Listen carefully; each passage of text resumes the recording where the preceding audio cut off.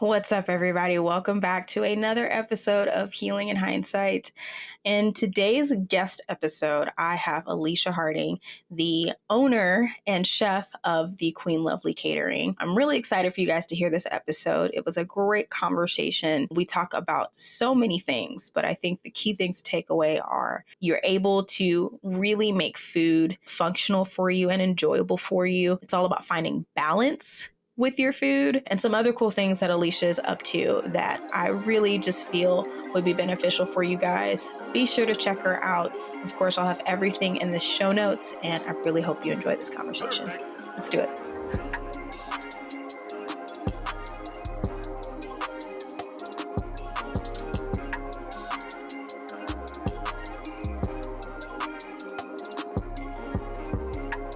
You're listening to Healing in Hindsight, your no BS source for thriving with diabetes. What's up, guys? I'm Taylor Danielle, and it's my goal to help millennial diabetics like myself live an amazing life without your diagnosis getting in the way. I get it. I was diagnosed back in 2015 with type 2 diabetes, and it was really hard to find people around my age to understand how to travel, socialize, or even have meaningful relationships. But I feel like with a focus on mindset, perspective, and nutrition, together we can take back our health and our lives. Consider this the red table talk, but for diabetics. Minus the entanglements, though. So let's do it.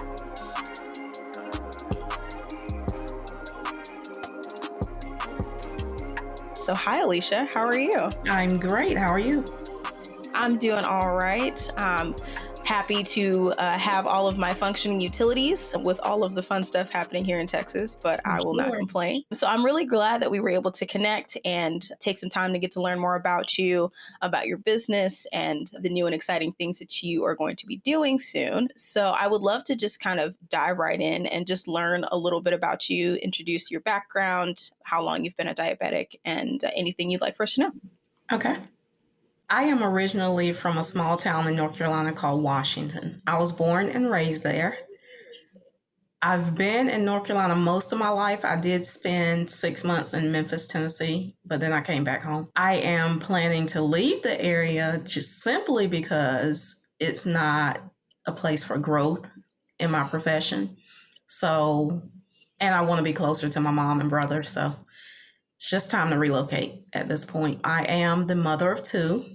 I have my first grandbaby on the way. So my daughter is 20 and my son is 9, and he is homeschooled. So I am a homeschool parent as well, which I absolutely love. I love it. But that's basically the gist. I have been married. I am widowed now for 15 years. So that's pretty much my life. So focused on my kids and business. Well, I thank you for sharing that. Yeah, that sounds about it. Keep it simple.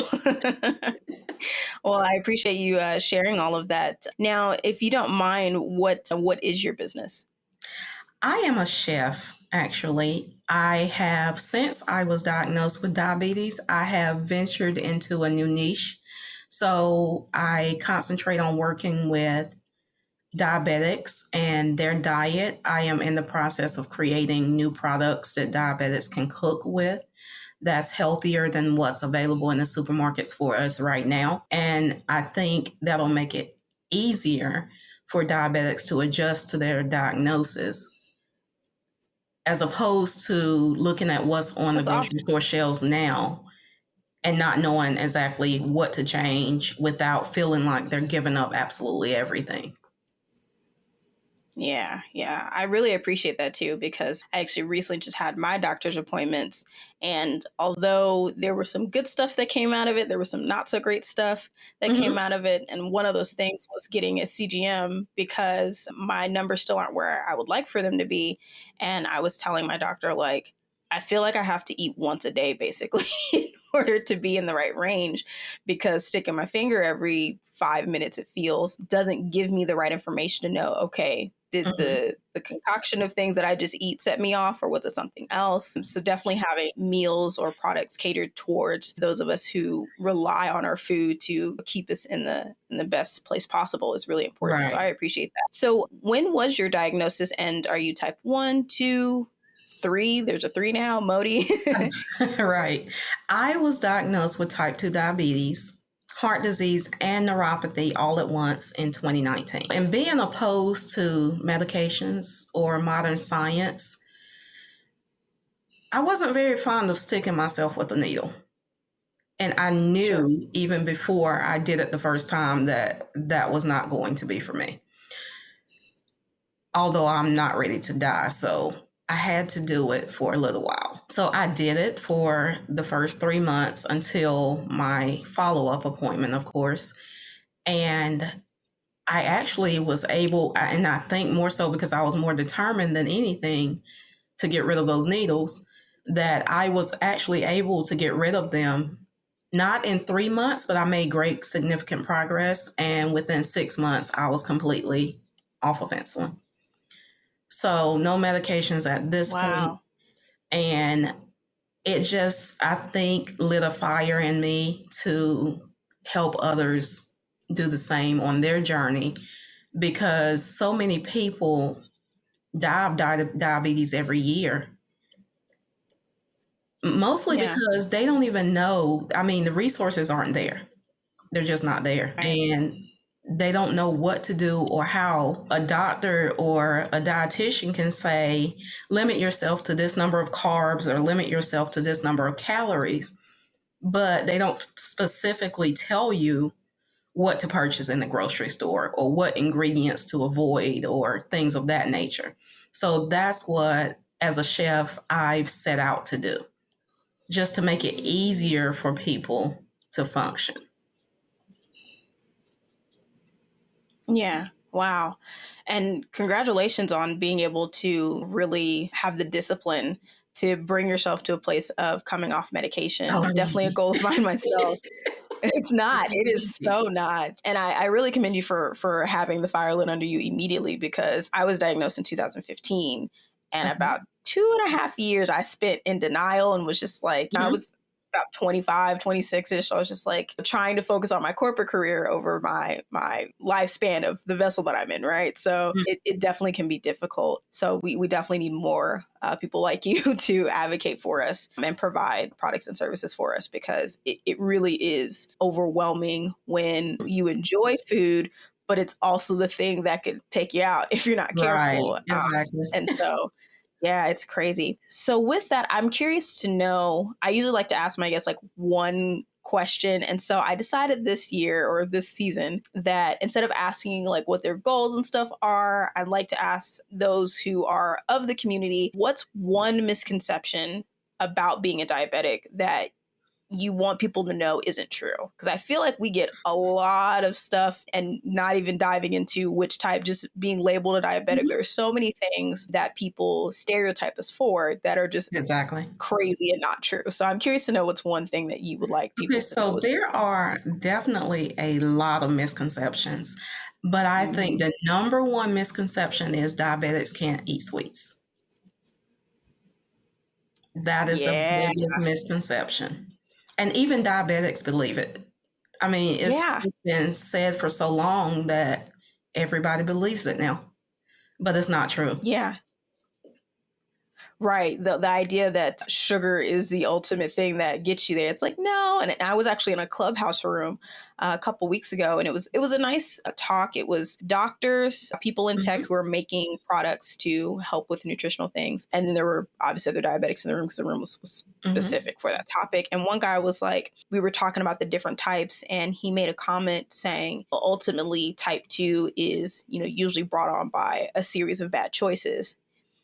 And I was just like, I halfway get where you're coming from, but at the same time, I feel like you're riding a fine line, because it's just not that simple. And now that there's more information coming out with these different types too, especially the more Mhm, genetically based one, it's just like, mhm.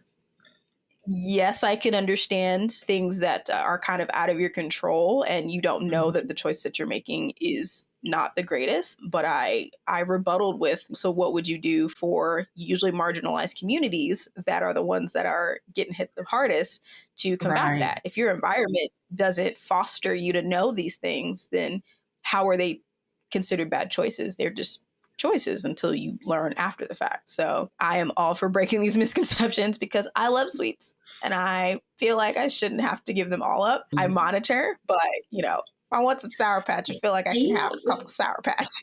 the thing with that is just proof. I never ate sweets.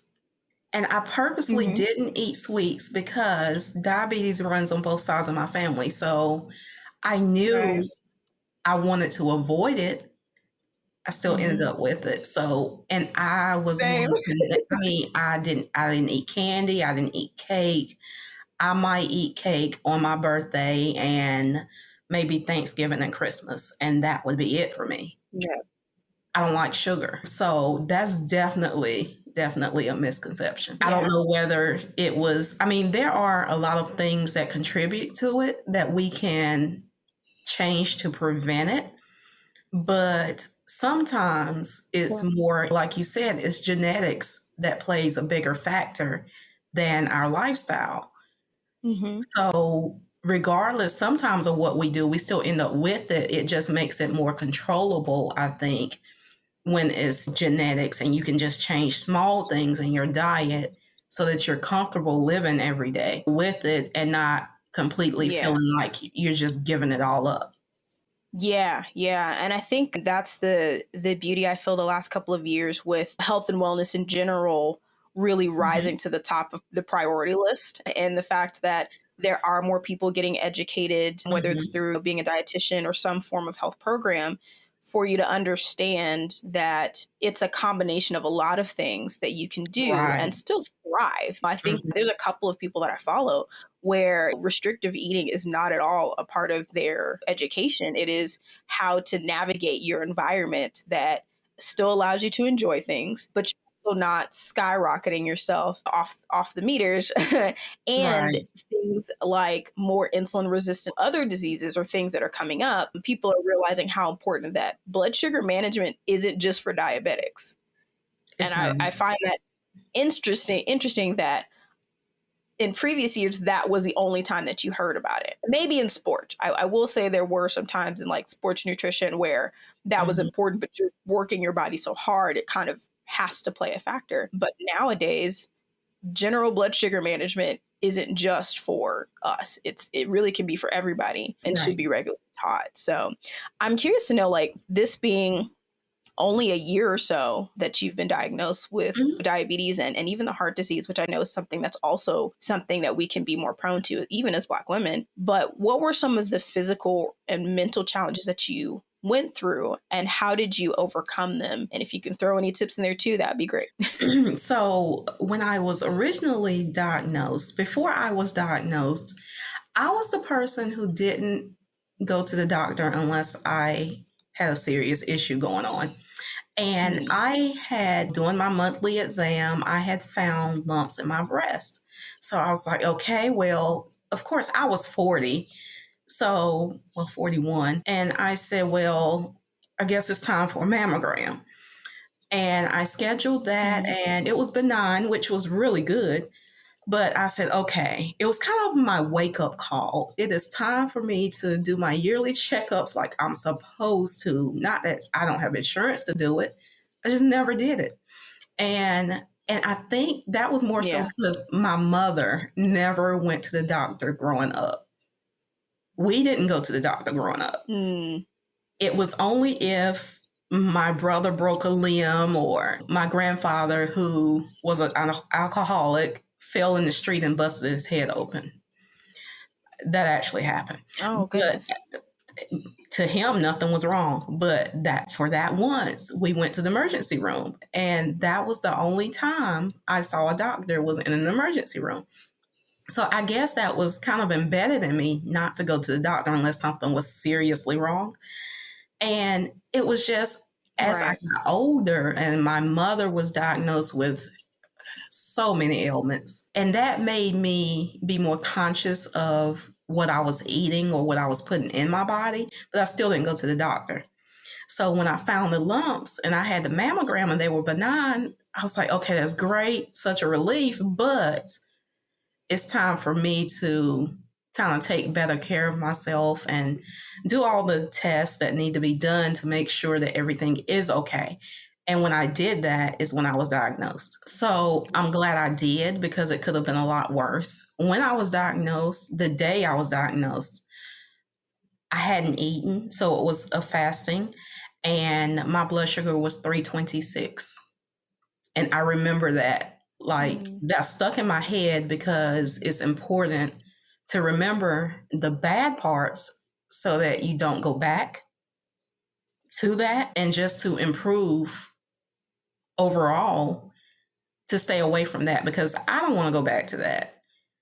And I don't even want the fear of knowing what could be if I were to go backwards.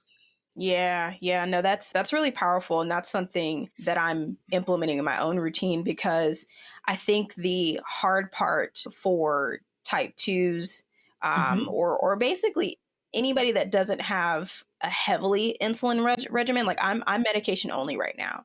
So it's really hard for me to see the effects until something comes up. Right. And so part of why I really feel like me and another guest talked about CGMs really could change the entire outlook for diabetics because you're immediately seeing things automatically. You're not missing any information. You know exactly where you're at. You're trending up or trending down. But it was such a struggle to get my CGM. And if it wasn't for my dietitian, I'd be coming out of pocket quite a bit of money just to track where I'm at. And visual progress really helps because we're only seeing these doctors every 3 months or so, right? So we don't have somebody actively on us, and it is up to us to monitor that because the friends and family members who aren't diagnosed, they can't constantly chase us to ensure that we're doing what we're supposed to do, right? So it definitely is something that I'm really grateful that I can have a bit more visual aspect because I don't want to go back either. My numbers were pretty insane when I was diagnosed, and you don't feel it until you start passing out or having these different feelings, and that's when it gets really scary because those are those big warning signs. Like, all right, you didn't really notice when it was mild. Now I have to hit you with something bigger, so you know it's time to check into something. So absolutely do not want to go back.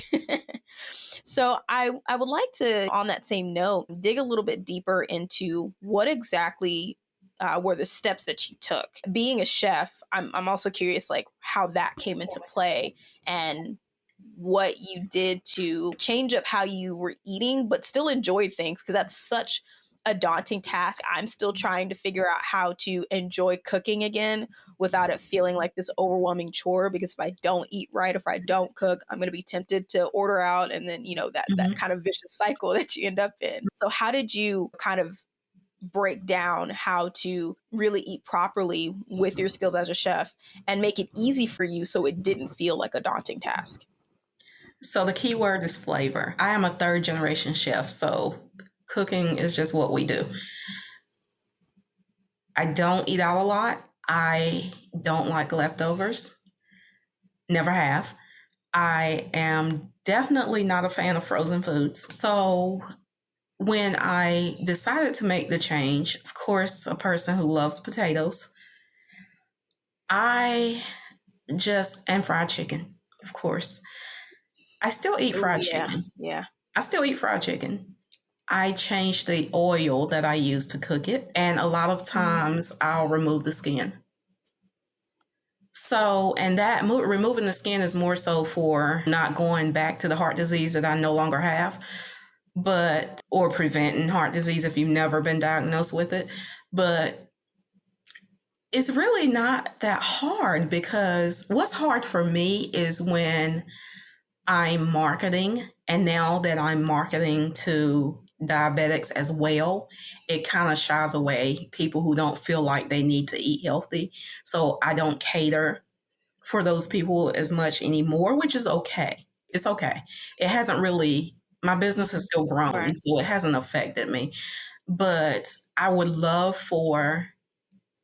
as a chef, I would love for people who still eat the bar foods or they have to have their loaded baked potato and all of those things. I would still love for them to at least try the healthy meals because they're not as bad as what I thought they were going to be. I was that person, oh, I can't give up my rice, my white rice, and well, I don't like brown rice, but I started playing around with what I add to it just to make it taste better. I don't remember the last time I had white rice at this point, and I don't miss it.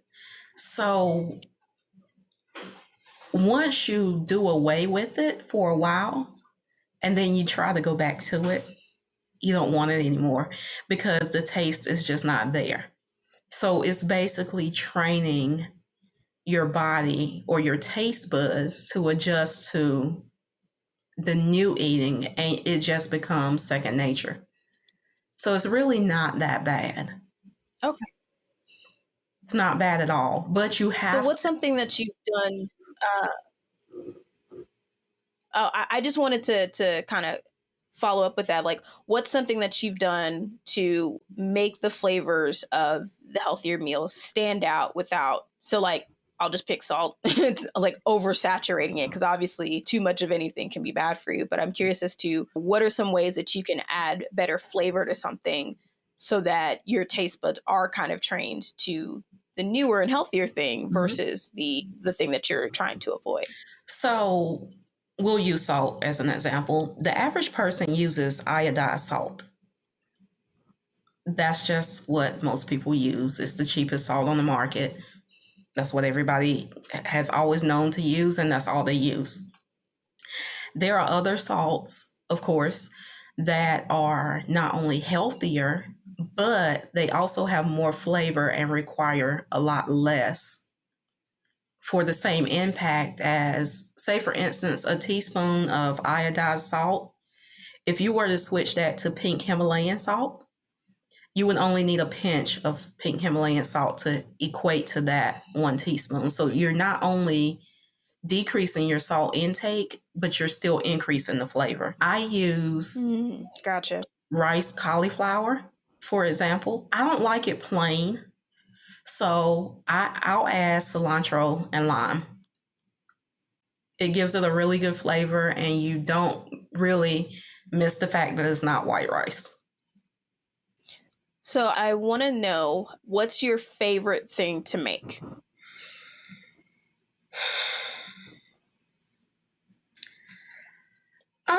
That sounds like that's a hard question. Yeah, that's a really hard question. I don't know that I have a favorite. I do a lot of seafood dishes, not one favorite in particular.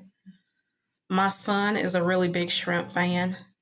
So I guess one would be the ginger, garlic, lemon shrimp. So I usually serve that once again over rice cauliflower with either broccoli or asparagus on the side. So that meal, if it's served with asparagus, is about 30 carbs, maybe, if it's that many, depending on your serving size. But you get a lot of fiber with it, so that helps. I might actually need that recipe. I love ginger everything. That's a pretty long serving at 30 carbs. That's awesome. Okay. So speaking of your chef background, so how did your catering business kind of come into play? Because my understanding when we last spoke was that you were already doing your catering business before your diagnosis. Is that right? Right. So how did that kind of change things for you once you were diagnosed? When I was diagnosed, I started doing a lot more research than I had done previously. I had done research when I was younger to prevent diabetes because on my father's side, my grandmother had both of her legs amputated. And of course, she died of diabetes even before I was born. So I never met her, but I knew her history. So I wanted to prevent that because even on that side of the family, all of my cousins were diabetics. And I'm like, okay, that is not going to be me. That cannot be me. So I did my research trying to prevent it. I didn't prevent it, but I did more research once I was diagnosed because I just needed to know. And I'm a researcher by nature. I looked at the numbers and knew immediately that there was a problem, like a serious problem. And when you go out to eat, the restaurants don't cater to us at all. There aren't very many options for us. You have keto and you have the vegan restaurants, but when you look at the ingredients that they use, a lot of their ingredients are high in sodium, or they're high in this, or they're high in that, and none of that is good for us. So there's not, Right. honestly, any type of restaurant, whether it be fine dining or fast food, that caters to diabetics. So that was my pivot point where I decided that I was going to focus on diabetics because we can do better. We can do a lot better. And Yeah.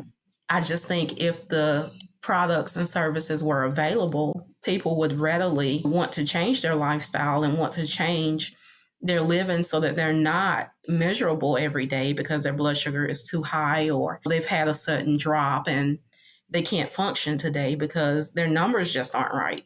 So if I can help people balance it so that they're comfortable, then I've served my purpose. That's awesome. Yeah, I definitely can see how that would come into play, even with like, so I've done things like Snap Kitchen and stuff like that where they've got the pre-made meals, Mm-hmm. and a lot of it was trying to figure out, okay, which type of meals, because they've got vegan, vegetarian, paleo, and keto. Mm-hmm. And I did the paleo thing a while back, which actually really helped me get off a lot of processed stuff and kind of stick to more fresher foods, or find brands that Mm-hmm. are going to be boxed or canned, aren't going to make things crazy for me. Right. But even still, I ended up with the same 2 or 3 meals at a time, and I don't mind leftovers, but I'm kind of like, all right, after like the third time, I'm ready for something different. And Right. so to Exactly. get, the same kind of meals every week and not have options to, Mm-hmm. kind of expand my palate, if you will, it's Mm-hmm. really frustrating because it makes food feel like a chore. You're already Right. battling your body and you're trying to get back in sync, and you need food to do it, but you kind of want to be able to sit at the dinner table and actually enjoy it versus sitting Right. in front of the TV and being distracted basically just so you can power through it. It makes me think of my partner. He's military. And Mm-hmm. so food for him is fuel. And Mm-hmm. so, and they teach them in the mess hall, they just slop it up really fast. Like there's no Mm-hmm. enjoyment. And I grew up with such, a diverse food background with my mom being from Thailand, and my Mm-hmm. dad's from Shreveport, Louisiana. So I'm getting all this great soul food and all this great. She did more than just Thai cuisine, but like all of these things, and Mm-hmm. you're just like, I don't want to lose that. I've been exposed to. I love Italian food. Like there's no way that I Right. can, feel good about it. So it's so important for us to have those options. It's a struggle, which leads me to my next question for you. In as you were taking steps to get things under your control, doing a lot of research, leaning on your skills as a chef, I'm curious as to like what in your routine and habits changed to help that progress to the point where you're at today. Nothing in, well, I can't say, I was going to say nothing in my routine changed, but it did. I was the person who only ate once a day, Mm, always. I was never a breakfast person. So, my biggest change, I think, aside from changing the ingredients I use, was eating more often because, and when I did that, I noticed not only did I start losing weight, but my sugar levels completely leveled out. And my doctor says, well, you weren't feeding yourself enough because I don't eat a lot. And people would look at me because I was yeah. overweight and think I was a big eater. I've never been a big eater. I was already eating small portions, but I just wasn't doing it at the right time. And probably a Mm. lot of times I wasn't eating the right things. So I wasn't Right. limiting how often I ate my baked potato or how often I had fries or tater tots, which I love. So I started to limit those things. And when I did, as I started to feel better, I realized, okay, well, I need to do more of this. And as I did that, and I wasn't, in the beginning, I made it my point, I didn't weigh myself. I checked my blood sugar, but I would Mm. not weigh myself because I didn't want the burden of, well, I lost, 10 pounds this week, but I didn't lose anything this week. So that's too much stress. I just waited my 3 months and I knew I was losing weight because my clothes were fitting different, but I just didn't know how much I had lost. I think that that's really powerful to, at the beginning, I don't even know why I still have a scale, to be quite honest. I think I have it more so for the body fat percentage. I know that that's a Mm-hmm. little bit more important in like inches versus pounds, but that damn scale, like it ruins everything because we've been raised in such a culture that is data driven in some of the wrong ways of like this Mm-hmm. number means this. And it's funny that you mentioned that because as I was sitting in my exam room waiting for my doctor to come in, they have that chart where it Mm-hmm. says your height in inches and then your pounds, and if you're in your healthy weight, obese, over, that whole thing. Mm-hmm. And based on that, I'm considered overweight, but I'm Mm-hmm. like, I might want to like lose, and I don't even know if this is accurate. I might want to lose like 10 or 15 pounds, but I'm pretty okay with where I'm at. Maybe a couple inches here. Like I definitely have the chicken arms and that gets to me sometimes. But overall, I spend a lot more time, and I still am working towards self acceptance, especially physically, to where looking at a scale is not important to me. Now, I still want to go to the gym. I still want to make sure I'm exercising to keep my body optimal. Right. Um, but it's way more about health than it is about a vanity thing. And as soon as I really started to just do away with the vanity metrics, if you will, things shifted so much differently. Like going to the gym, it's still hard. I still struggle with it. It's really just getting out of bed because I like to get it over with. So afternoon and like evening workouts, like no, I want to do in Mm-hmm. the morning. But even so, I'm not going because I'm trying to be bikini ready, for anything. It's more so like I know if I have more muscle, my body's going to burn more and it's going to process things Mm-hmm. more and it's going to be more optimized because staring at that scale every week. I'm even mindful of like workout programs where it's like, okay, Mm-hmm. let's do your measurements, let's take pictures. Like, I like the Mm-hmm. picture idea because I think that's something that's hard when we're staring at ourselves every day. But getting on a scale every 5 seconds is just, it makes you miserable because It you are does. conditioned to think if I see what my last weight was 187, I don't hate it, but I can feel myself battling like you need to be 145. Mm-hmm. I have been 145 since high school, and I was active in soccer and volleyball. Like it makes sense for where I was Right. at that time of my life, but Right. for where I am now, that's not really feasible. I'd be Mm-hmm. okay if, as long as my body is optimal, that's all that matters. It's not about reaching some perfect number. So I'm gonna reemphasize that tip. Just kill the scales. Just reinvent them to measure things outside of those stupid numbers because it's tough. Okay, so you mentioned that tater tots are one of your favorite things because you love potatoes. Do you have a preference? Is it all potatoes, or because I know sweet potatoes have become the huge craze, and I didn't know that they were so versatile outside of sweet potato pie because that's what my grandma made, and I love her sweet potato pies. But now that there's such versatility in them, Mm-hmm. I'm curious. Do you have a favorite type of potato, tater tot, or dish that you like to do with different types of potatoes? So now I make my tater tots out of cauliflower. Oh, Um, okay. and I play around with that and mix different things in with it. I'm really creative in the kitchen, so I just try things and either they're good or they're not. And if they're really good, then at some point I'll probably market them. But if I think they're horrible, then I'll never market them. Somebody else might, but I won't. But I still eat tater tots every Yeah. maybe once every 3 weeks. I'll have tater tots. Just kind of Okay. treat myself. But I do eat a lot of sweet potatoes. I also eat a lot of seafood. I still eat meat. People say don't eat meat. I think we miss Yeah. nutrients when we don't eat meat altogether. But I think it's Sure. important to eat everything in moderation. So it's all about Yeah. balance. And I don't think you have to totally eliminate anything. You just have to know your body and know what's best for you to have that balance that you need to feel normal. Oh my God, yes.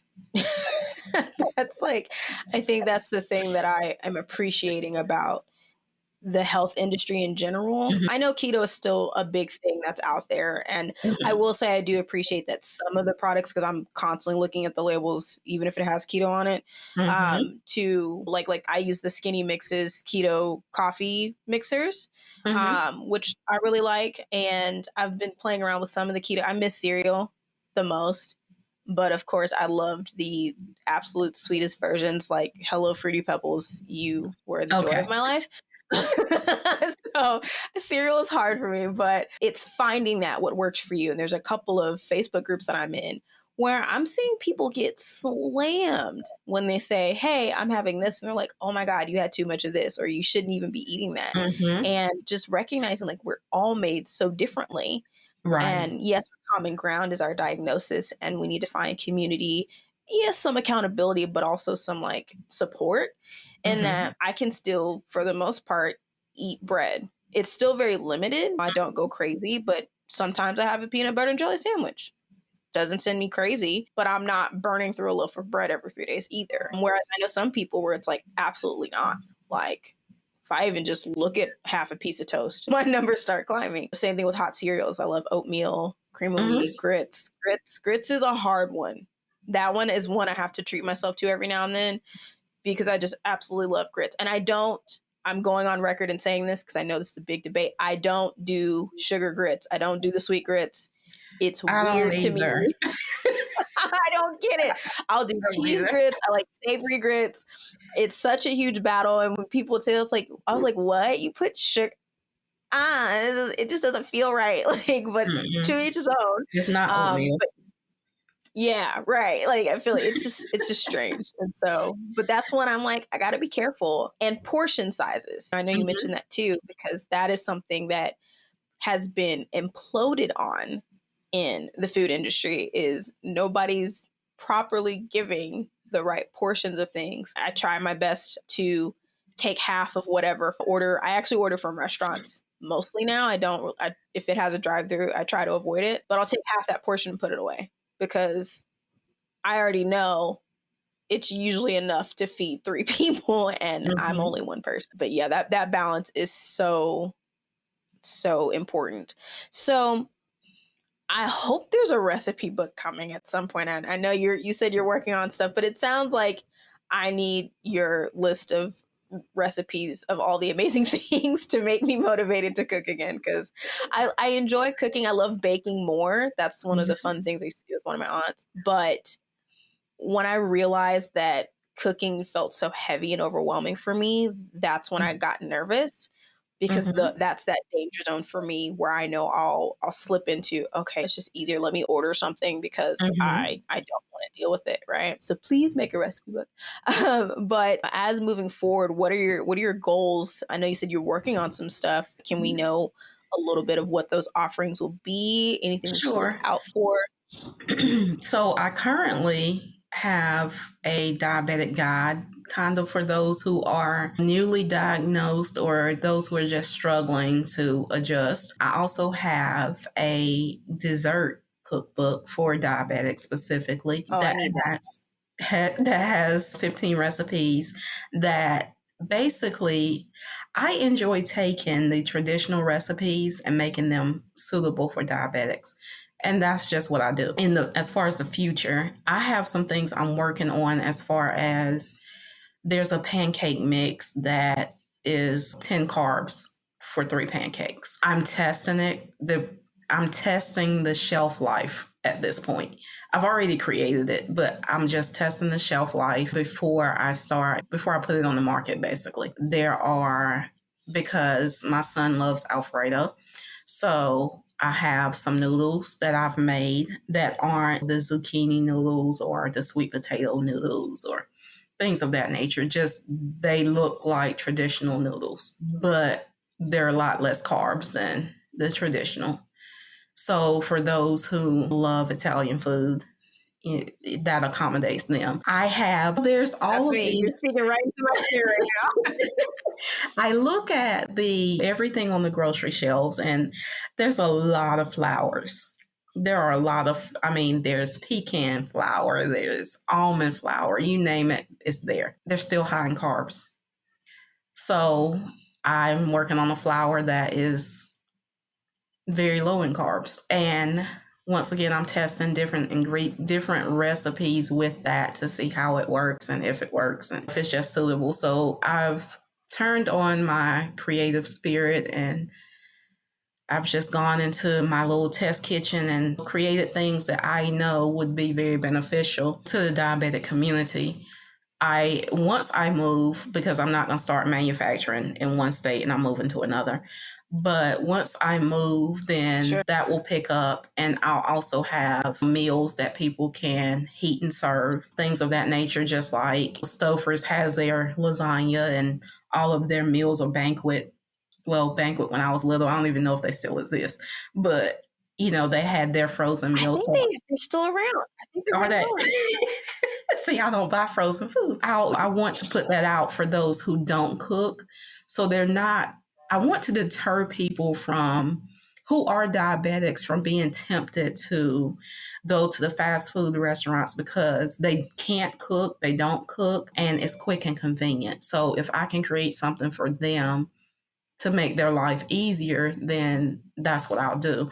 And I also teach cooking classes, of course, different ones. I have a different menu each class, so everyone can decide what they like and hop in the class and learn how to cook their favorite meal, basically. That's really cool. I've been trying not to be so anti because I'm excited because I love pancakes. I have 3 mixes in my cabinet Mhm. right now. Mhm. One is it's Birch's keto and it's a chocolate chip one, so I'm thinking, that'll help a little bit, and it tastes like cardboard. And I have another mix. I haven't tried it yet because I'm Mhm. just so nervous about it that I was doing the Hungry Root boxes for a little bit, and they gave Mhm. me some good stuff. But one of them was a pancake mix. It's not too bad on the carb side. They use a lot more almond flour. But again, I'm just so nervous because I love pancakes. Like my partner will tell you, if we go anywhere that has pancakes, I'm Mhm. probably getting it. And I try to like do half or like this is just my treat because that's why I can't keep it in the house. Like Right. that's my rule is I do my best not to keep it in the things that I know tip me in the house. I do a one and done and then you got to Mhm. reset for a couple of weeks or something. But yeah, if you land that I need to, I'll be a tester. Let me be a beta tester for all of this I because will those are like definitely. all of my You favorite can things. definitely do that. Now your classes, do you do them online or in person, or are you kind of doing a hybrid? They're virtual. They're all virtual. What? I've been missing out.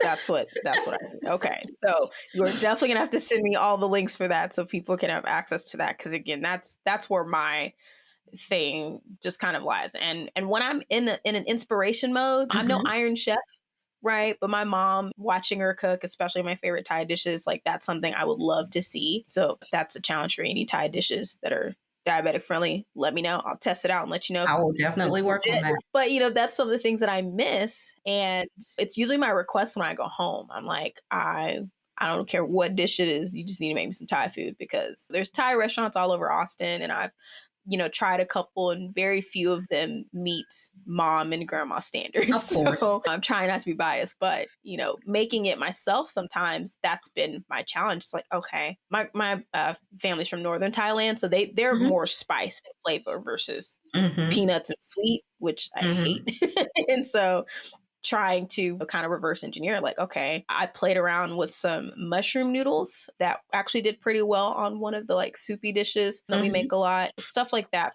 that makes me excited to cook again and want to feel like I'm on an episode of Chopped and I got to use what's in the kitchen to make something impressive for like Bobby Flay Right. or somebody. I don't know.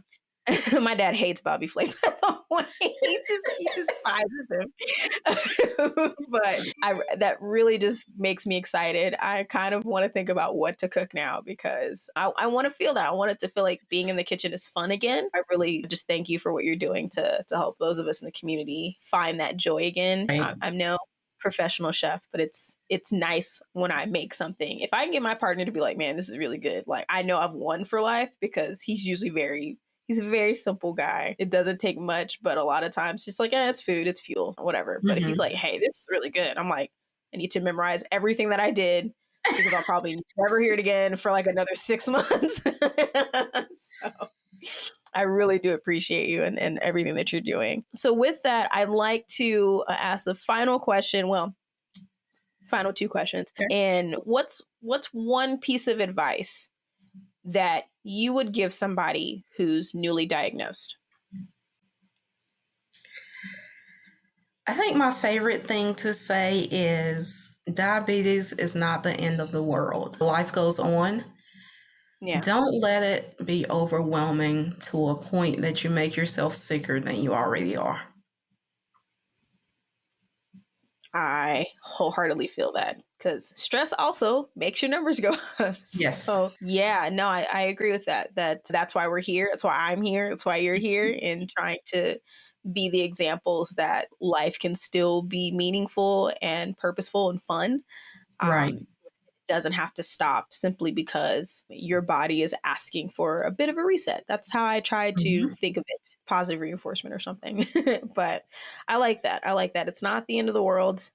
It moves on, but it doesn't have to mean that you can't do anything about it. So with that being said, excuse me, where can people find you? How can people connect with you, sign up for these awesome classes you're doing, keep up with these cool products, even though I'm first in line for the pancake mix. So just everybody know I'm first in line. But how can we learn more and make sure that we are up to date on all the cool things that you're up to? So I am on Instagram at Queen Lovely Official. And my website is www.thequeenlovely.com. And if you want announcements for the new products, then you can just sign up for the newsletter on my website.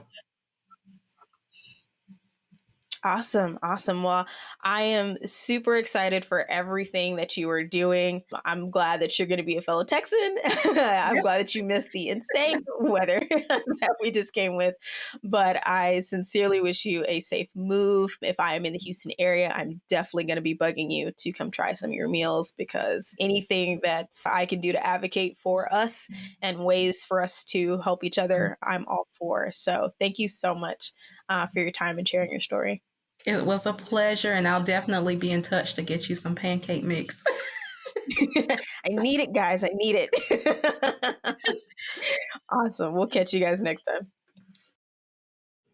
I am so serious about this pancake mix, y'all. Wasn't that great? That was a great combo, right?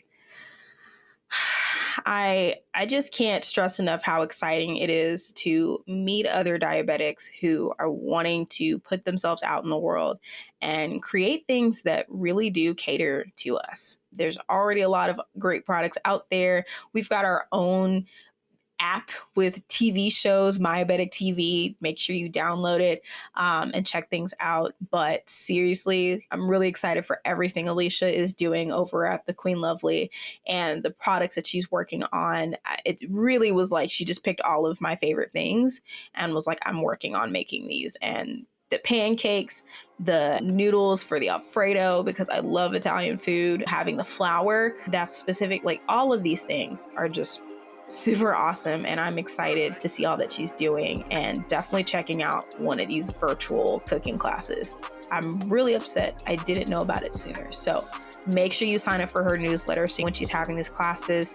I know sometimes cooking can be really difficult, but you can do it. It's not as difficult as it seems. Flavor. It's all about flavor. And yeah, I'm gonna go pick through my kitchen now and see what I can concoct, because now I'm in a kind of Iron Chef mood and I'm really inspired to get back in the kitchen, and that truly is thanks to Alicia. So make sure you check her out. All of her information is in the show notes. And of course, please, if you don't mind, or you want to just make sure you're keeping up with everything that we're doing here at the show, be sure to subscribe. Be sure to check me out on the website, www.healinginhindsight.com. You already know where I'm at on Instagram, @healinginhindsight. And if you really enjoy these conversations and you want to support the show in any form or fashion, feel free to buy me a drink. Links on the player will also be in the show notes. I'll be happy to have a virtual cheers with you or coffee, and appreciate any support that you give. More coming next week, but until then, I'll see you guys next time.